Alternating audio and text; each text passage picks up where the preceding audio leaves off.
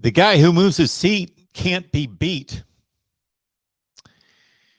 Brian McKinney and I have always said that. That's always been something that I have always held to, and Brian McKinney as well. Welcome into the Miami postgame here at the Voice of College Football. Appreciate you all being here. And of course, the Canes were on the field for their annual spring game, which wraps up the spring practice. I believe they have one more practice. I believe they are one of the teams that I saw listed as having a wrap-up practice after the spring game. So traditionally, the spring game, that's the end. That's over, 15 sessions, and that's the final one.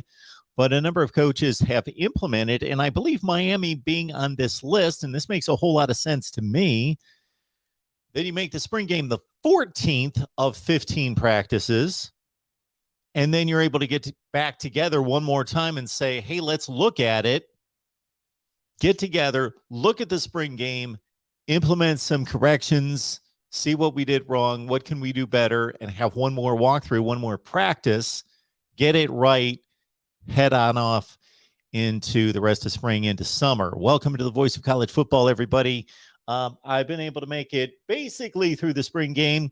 If you follow our series of channels, we were live for the Ohio State spring game, and we took some calls, and it went a little too long, and I have DVR'd Miami, Georgia, Michigan State, Virginia Tech, and Duke are coming up later. Wake Forest. I am DVRing everything I can possibly get to. And so I've almost made it through the Miami game, but I'm about 5 minutes left in the third quarter, so I've not seen it all. But I've taken my notes, and more importantly than anything, I want to hear from you. So I'll let you know what I picked up, and then we'll go from there. Tyler Van Dyke was off. That's all there is to it. And again, this is watching about 2.5 quarters, not seeing the rest of the second half to see if he continued to progress and make better throws. But he was off. He underthrew 2 deep balls and overthrew a pass in the flat, and he was just off. Is it concerning? No. Especially since we can't see the rest of spring practice. Consider again, this is what we get to see. This is the spotlight, but this isn't any more important than the other 14 practices, which probably involve 2 to 3 other scrimmages. So this is no more important to the coaches and the evaluation of the players, but to us, it's everything. So again, Tyler Van Dyke off. Now, if he's been this off the entire spring, then that's a concern. Compare him to Jake Garcia, and again, I am just going through the first half. Jake Garcia more impressive to me on target with his throws than Tyler Van Dyke. Tyler Van Dyke threw 25 touchdowns and 6 picks, and they put up the graphic. First quarterback since Joe Burrow with over 350 yards passing, and I believe 3 touchdowns in a game for 6 consecutive games. Tyler Van Dyke's fine. So no criticism or concern over Tyler Van Dyke, but I got to call it like I see it. So if you're just saying, hey, watch these guys throw, Tyler Van Dyke had an off day. Henry Parrish got a lot of early work, and early and often he stayed in the game and got a lot of touches and looked good. There was one play in particular in which he dodged the tackler in the backfield, and really kind of a mass of humanity as a would-be tackler and offensive lineman were in his way and sidestepped it, cut, and picked up the needed yardage for the first down. Henry Parrish complimented apparently throughout the spring practice by Josh Gaddis in picking up the offense. Kevin Steele says the cornerbacks are playing well. And you know what? The cornerbacks played well in this game. There was tight coverage. There was a couple blown coverages. That's going to happen. Not necessarily by the cornerbacks. A couple times by the linebackers and possibly safeties losing guys in traffic that sprung a few guys. But in terms of the one-on-one situations downfield with the cornerbacks, they were on it. Thaddeus Franklin played well. They had an interesting lineup a couple times where they had Thaddeus Franklin as the tailback, and they had number 81. Was that Jaleel Skinner as the fullback? in a shotgun spread formation. So they went with that. Gilbert Frierson blew up a 3rd-and-1 play, just blew it up. Ed Reed talked about the young development of these players and the different vibe, the different attitude, the different approach, the seriousness, all of that. He was pretty general, pretty vague, except he pointed out Corey Flagg's work, and that even though he's working with the twos, that Ed Reed talked to him today, said, keep it going. I'm watching you. We know that you're working. We know that you've improved. James Williams had a big pass breakup. We got to hear from, of course, the legends like Ed Reed, Bryant McKinney, and others. And Bryant McKinney talked about the pass protection and what is key to pass protection, and noted how Miami's improved in that area as well. And on the defensive side, pass rush could be an issue with this team. And I'm not basing that on today's performance. I'm basing that on the personnel lost and what is coming back. Now, Jacob Lichtenstein had himself a day. No question about that. All right, let's get to all of you and see what you've got here. And want to remind everyone that you can contribute at Venmo, PayPal, and Cash App, and also right here on Super Chat. But again, it's Venmo, PayPal, and Cash App. Search MarkRogersTV, and we appreciate that. Also, the Amazon links in the description section of all the videos. And please, when you shop Amazon, use our link. Let's get to your comments. AB, yo. John's here. Hit the like button. Thank you so much for that, John. Appreciate that.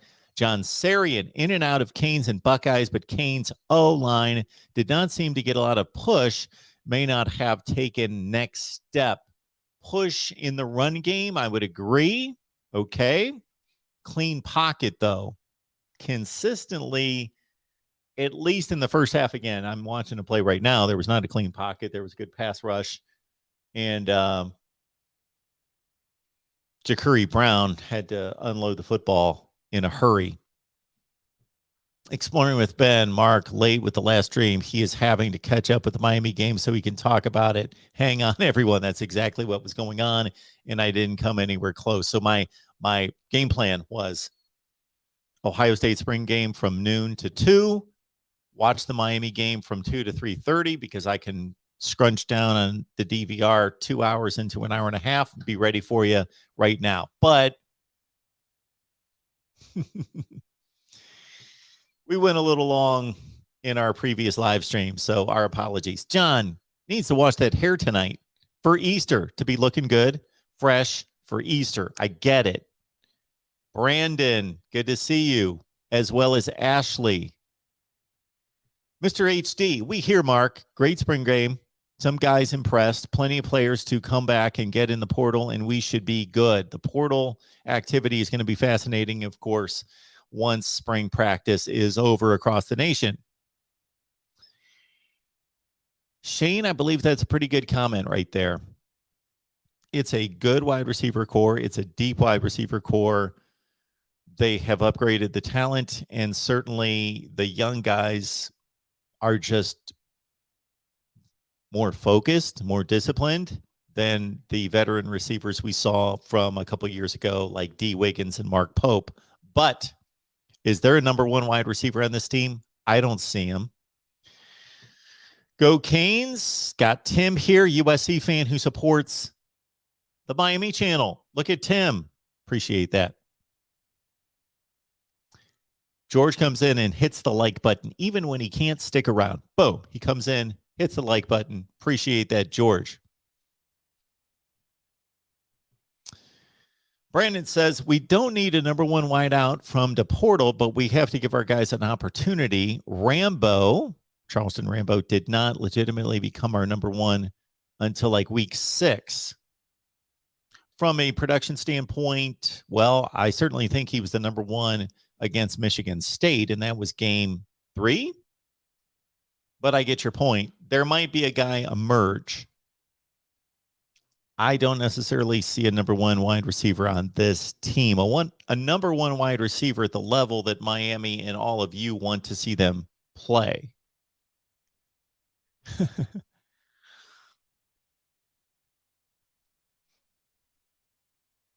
The running joke when we were talking earlier was the number of screen passes being run by Miami. John, should the Georgia helmet be front and center?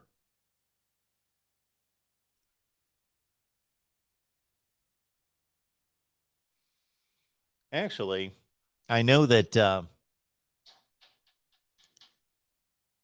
this was certainly an effort to make this happen with the Nevada Wolfpack. So I was determined that that was going to be displayed prominently. Georgia's a new addition as well, so we appreciate that. And I apologize when I don't keep track of, and sometimes I don't know who sends them to me. So I appreciate that. But I think Georgia's got a pretty prominent place. We could put Georgia over there, put them over there. You know, we got UCLA that's only been in play for a few weeks, courtesy Eric, I believe. And UCLA is right now off the screen. So, you know, feel good about your position, John, with the dogs there. But they are the national champs. Okay. Yes, Mr. HD. I thought the DB room, I didn't see guys get burned. I saw guys fight in coverage and break passes up and make plays on the ball. 100% on likes. Let's see how that long that lasts. We're never 100% on likes, Tim, unless it's 1-for-1. So you guys always look to see how many people are watching right now. But if we've got 92 online right now, that means we probably already had 200 people in here. So we are, the likes ratio is always awful. That's all there is to it. So you Miami fans are phenomenal to me. Phenomenal in supporting this channel, except for the likes. And they're probably a little bit better than the other teams, but not by much. Awful performance on the likes, always. All right. Yeah. Khalil Brantley, number 81. Thank you for that, Devion. Khalil Brantley, number 81. I was going to look that up, so I was accurate, but I just took a guess. Brandon says, I'm sure we weren't running our best plays. I'm sure Gaddis will be able to scheme our guys open, but I understand what you're saying, no doubt. Yes, the USC transfer, big lick. And, you know, got to hold off on the praise for these defensive linemen during the spring game in terms of rushing the passer and getting sacks. But he was there to get the sack. There are plays in which you can watch it and say, okay, that would have been a sack. He was going to crush that quarterback versus he's still engaged and he's reaching out and he's getting a shirt sleeve and he got a sack. That would not have been a sack. But yeah, Liechtenstein balled out today for the U. 904 Hurricane. Good question for the chat right there. Did Jafari Harvey play today? I didn't hear his name called. I didn't see him.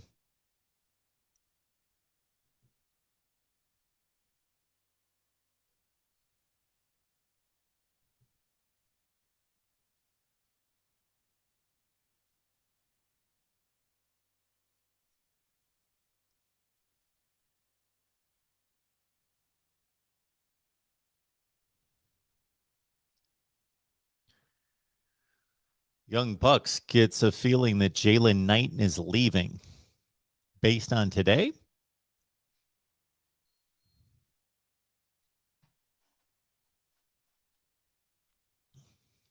I kind of suffer from being too close to the window here, but I like to be close to my patio and this other window right here because of the sunlight.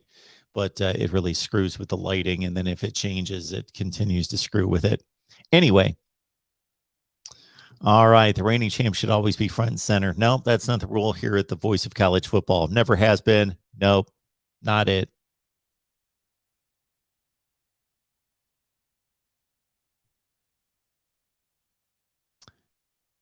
Shane says, we just don't look anything special in our wide receiver room. Unfortunately, Hopefully we can snag a Jalen Brown or Brandon Ennis or Hakeem Williams or someone of that level.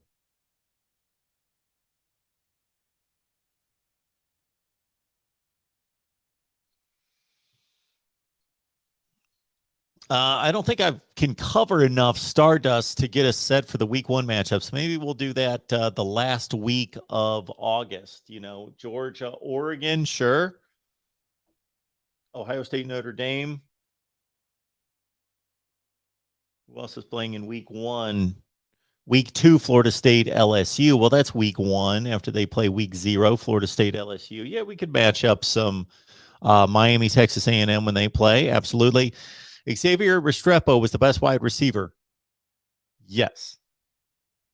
Had a drop, but other than that, but still not a number 1, but solid guy. Solid.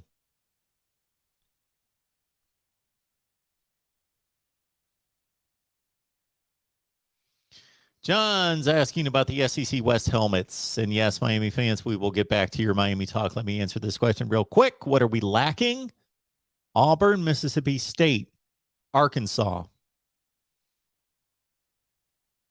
Alabama, Texas A&M, LSU, Ole Miss. Yes, we need Mississippi State, Auburn, Arkansas.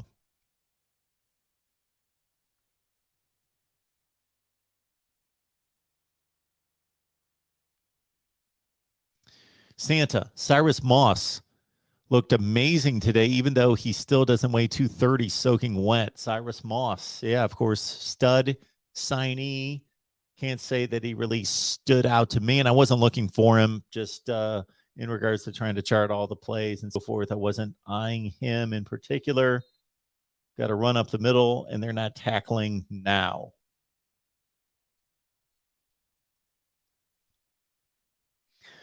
Much like the Ohio State game with Kyle McCord and Devin Brown, interested to compare Jake Garcia and Tyler Van Dyke, even though Tyler Van Dyke's the guy. And, you can't, man, we got Ray Bellamy, a wide receiver at Miami from 67 to 70, the school's first black student body. I didn't get to see the rest of it. In the situation between TVD and Jake Garcia was a little bit more highly thought of, touted, recruited, evaluated coming out of high school. And I know TVD did everything possible that he could have done, was great last season, shouldn't lose the job until he screws up. And I mean, screw up by continually playing below standard this season.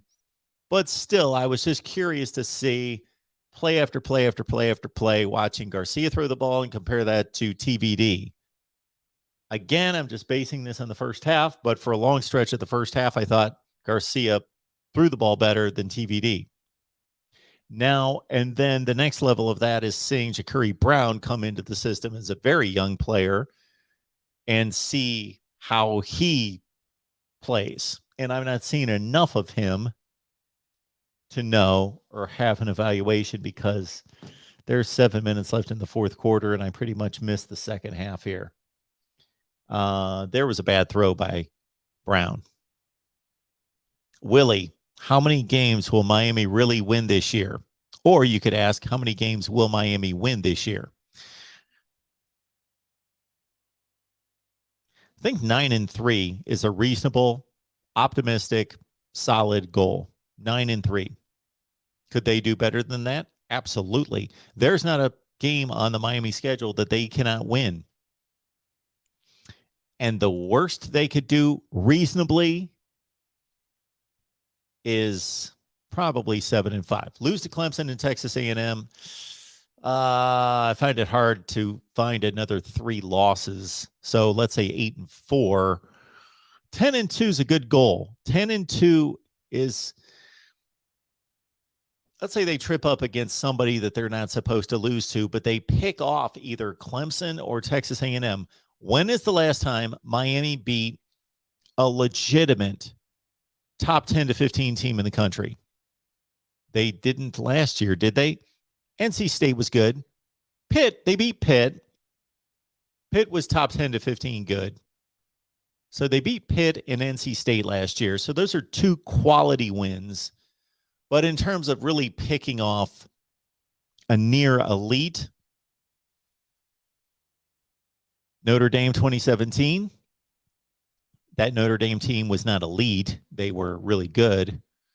All right.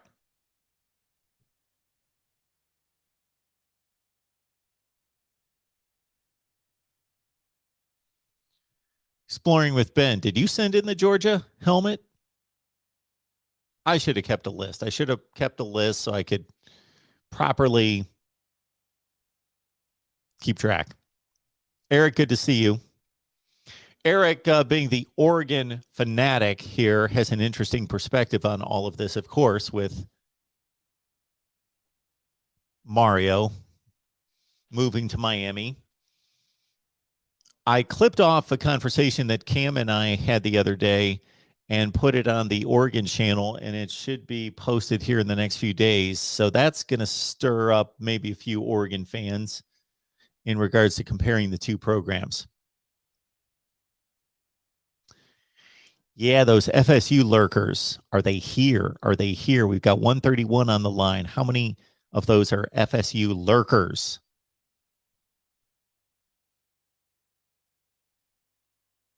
Whatever promotes the show. Williams says that the defensive ends look like garbage, no pressure. Well, I kind of was in that place too. I just didn't think that the pass rush, you could, again, that's always the issue. Are we talking about the offensive line dominating the defensive line because the offensive line is that good and that much improved under Coach Mirabal? Or does the defensive line need some serious work? We know that they lost pass rushers. Have they replaced the pass rushers?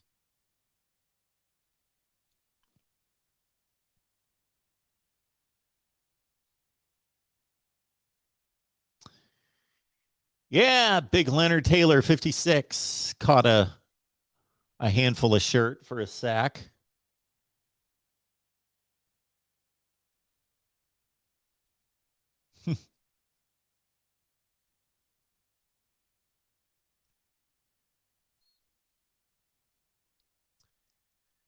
Let's get a Rice helmet. Let's get that baby in here. Does Mark have a Florida State helmet? Absolutely, I do. I'm going to respect the Miami fans here, and I'm not going to display it. Oh, it's there. Yeah. Heck yeah. All right, Shane, thank you so much for the super chat. Hey, Mark, can I get your perspective on the question I asked Brandon regarding having to scheme a wide receiver open? Please and thanks, and hit the likes, y'all. Okay. I don't know if I can find that question about scheming wide receivers open. Yes, it's Josh Gaddis's job to design an offense that first and foremost highlights the best players on the field and the guys that can change a game. I don't know where your specific question is, but Josh Gaddis, yes. I thought, number one, that Josh Gaddis was able to complement the Jim Harbaugh-oriented Michigan offense by staying with the identity of Michigan football. Power run, first and foremost, play action too, but he was able to bring creativity, ingenuity to the offense that I had not seen before at Michigan. And most of that involved putting players in space that can make a difference, that can make big plays, putting the defense at conflict, and also building toward play calling, meaning setting up the defense, setting it up by showing them looks and plays early in the game that you can show later in the game and play off of to trick the defense.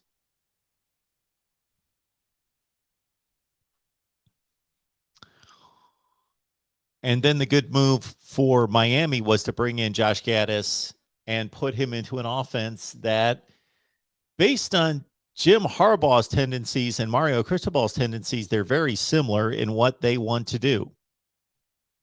So he's already worked with an offense and for a head coach that is very similar to what he's working with right now. And the talent is, he didn't leave Marshall to come to Miami. He left Michigan to come to Miami. So the talent is extremely comparable too.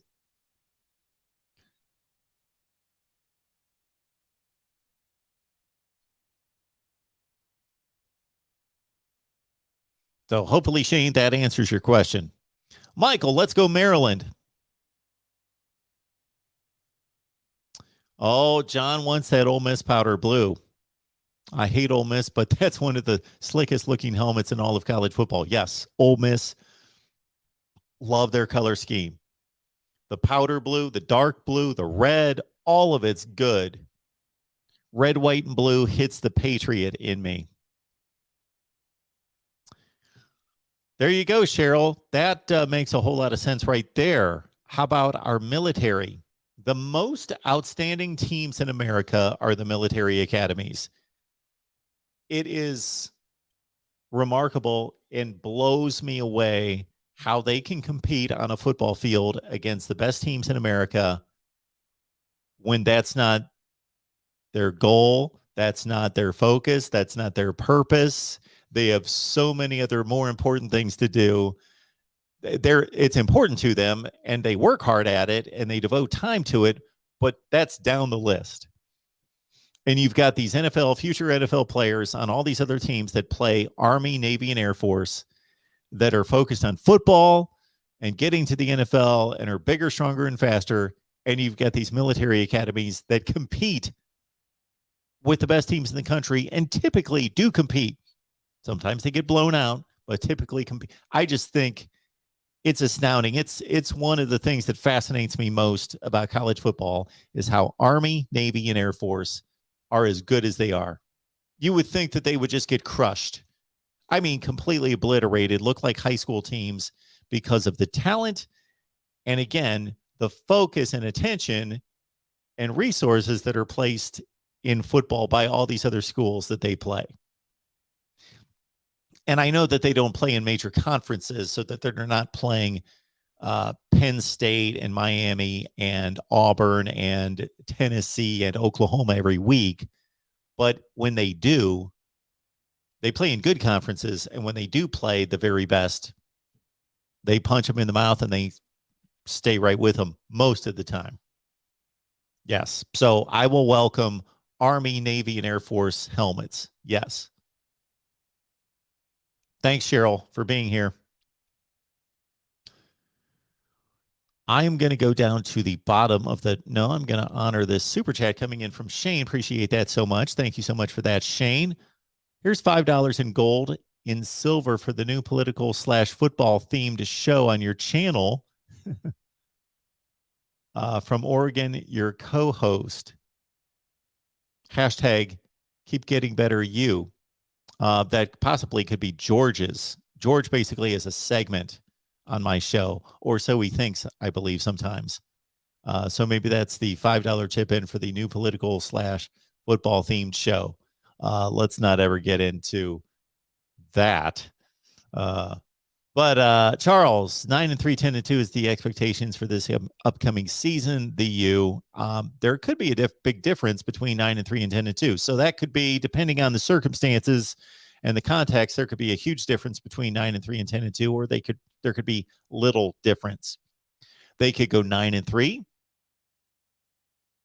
and lose to Clemson and Texas A&M in blowout fashion and get tripped up by Virginia Tech and not come anywhere close to winning the division because, let's say, North Carolina or Pitt go 7-1 in the conference, and that would be somewhat disappointing.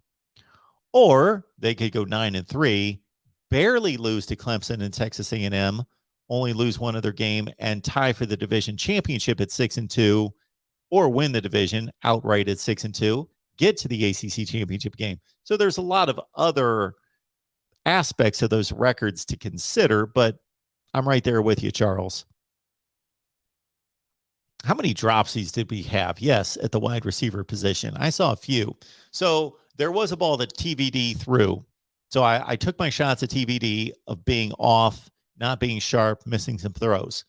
But about the third or fourth series of the game, he threw a laser to Jacoby George that he threw right over the DB in tight coverage. It was a beautiful throw. It was not an easy catch because it was on the fingertips, but Jacoby George could not handle it. And then he threw another one to the right sideline that hit the receiver. And I think it was George again, who was falling down and had the ball in his hands, and he dropped it. So those were two excellent TVD throws downfield, especially the one on the left sideline was an exceptional throw. The other one was more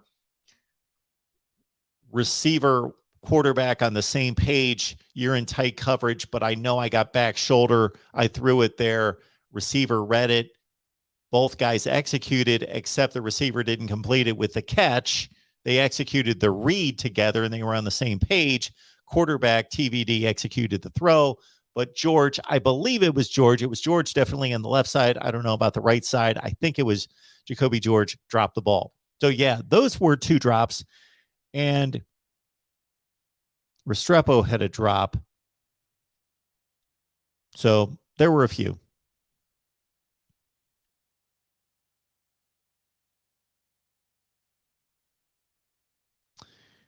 And Exploring with Ben and Sam, reminding everyone, please hit the like button.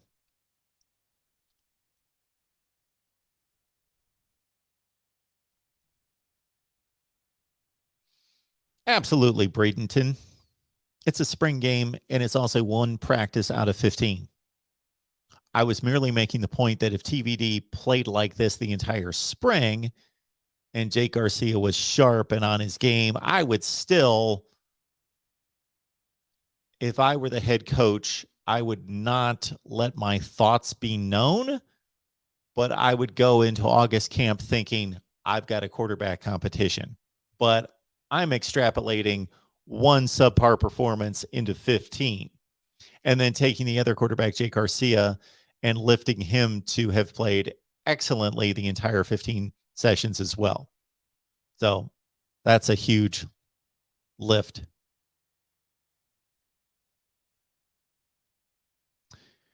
William, thank you so much for the super sticker. Appreciate your contribution, sir. 904 Hurricane, appreciate you being on our previous live stream.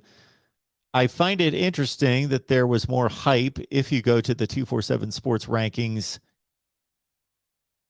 read the high school scout reports. It says Jake has NFL upside, and it says Tyler was already projecting 5th round. It's a good point. 904 Hurricane. Let's do that. This is coming out of high school. Or probably the scouting reports were probably more so written. Come on, baby. More so written maybe initially during their junior seasons, and then I can't answer as to whether they update them or not. I would hope so. I would hope that these scouting reports are final scouting reports on 247 Sports.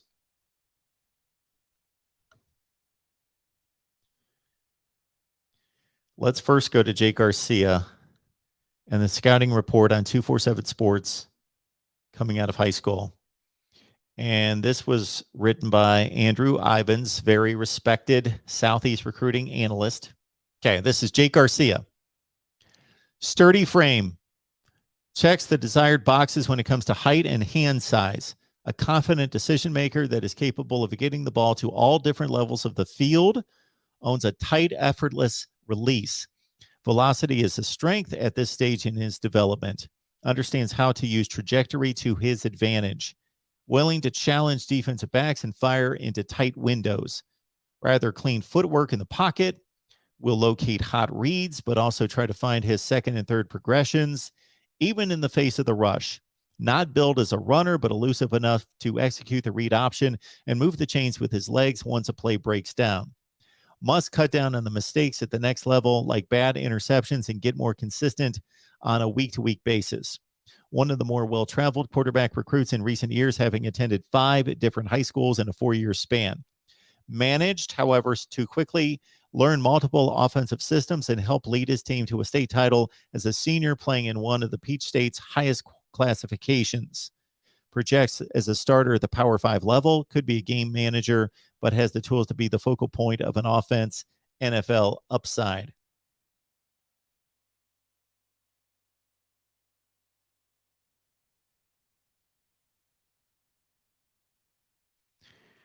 There is also an evaluation from Greg Biggins, the national recruiting analyst, on Jake Garcia. And this is from April of 2020. The other one was from December of 2020. Loose athletic frame with a pure stroke and effortless delivery. He throws with touch and accuracy, can change speeds and has a nice feel for the position, can throw with timing and has a nice feel for the position, understands when to take some off and doesn't try to throw all fastballs, has tightened his release and gets the ball out quick from different arm angles, has improved athletically and looks comfortable rolling out and throwing on the run, can continue to improve throwing a tighter ball and doesn't spin it as consistently as you would like to see, but don't think of it will be an issue for him moving forward. Projects as an impact upper tier Power 5 starter and future NFL draft pick. That's Jake Garcia. Tyler Van Dyke.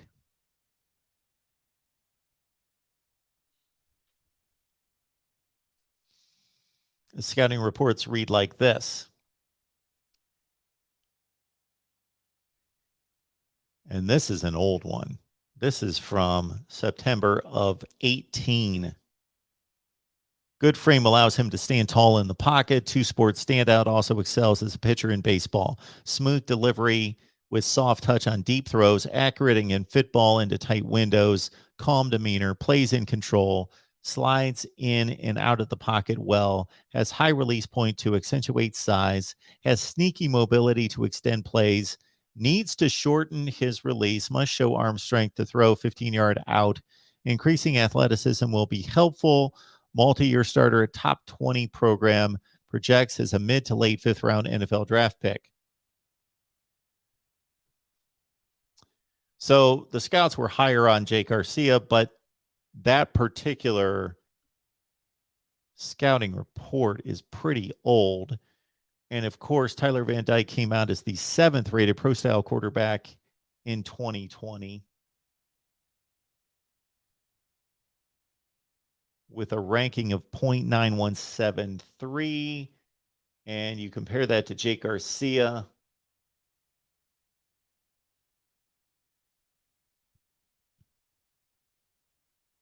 Why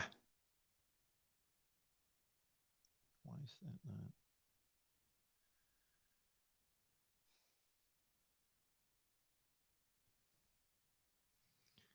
Jake Garcia, the 8th rated quarterback in the country in 2021, a year later, 0.976. So Jake Garcia had a somewhat decidedly higher rating. Okay.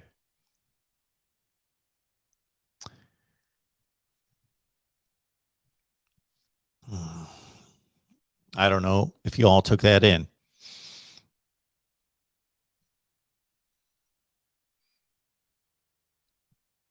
$139 days to kick off.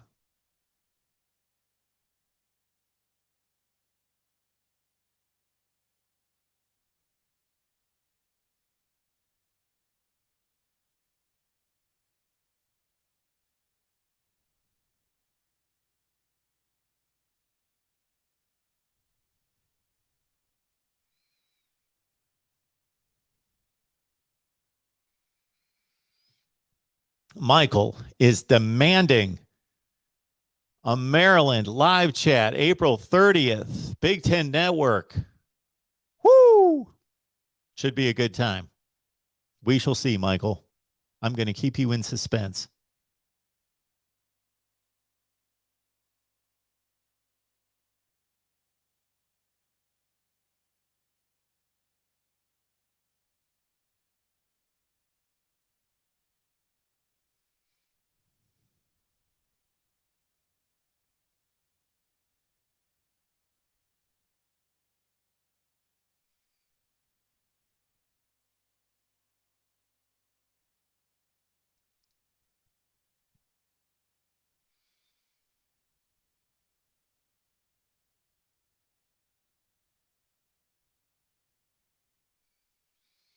Okay. Don't see too much in the chat there. All right. Anything else from anyone? I appreciate everybody being here at the Voice of College Football, supporting Miami football, supporting our channel. We're live every Wednesday at 7, Thursday at 8. That's Eastern time. Wednesday at 7, Thursday at 8. I appreciate all of you guys being here and supporting, but at the same time, bring others with you. We typically have 150 to 200 on the line with us. What if we could get that to 500? I would love to see 500 people in here consistently each and every week on Wednesday and Thursday night. I know you guys can do it. You guys are amazing with your support to this channel. Thank you so much for that. We will be back soon with more content here each and every day. The Voice of College Football Miami. And of course, we will see you Wednesday at 7 o'clock Eastern time with Cam Underwood from State of the U. I am off to watch more spring games. Georgia, Alabama, Michigan State, Wake Forest, Duke, Virginia Tech. Don't know if I'm going to make it through all those, but I think Duke is definitely the priority. So we'll get on that Duke game and provide the analysis. And Miami fans, if we can borrow your channel for just a few minutes and for a posting, we would love to put the Duke spring game post right here. All right. Eric, thank you. Great show as always. Thanks to all of you. Again, Wednesday and Thursday, bring some folks with you right here at the Voice of College Football. And by the way, Louis T's got Duke 63-10 over the Canes this year. Thank you, Tim. Thank you, everyone else. LBC Trojan. Everybody have a great weekend. Happy Easter. Please acknowledge the day and understand what it means right here at the Voice of College Football.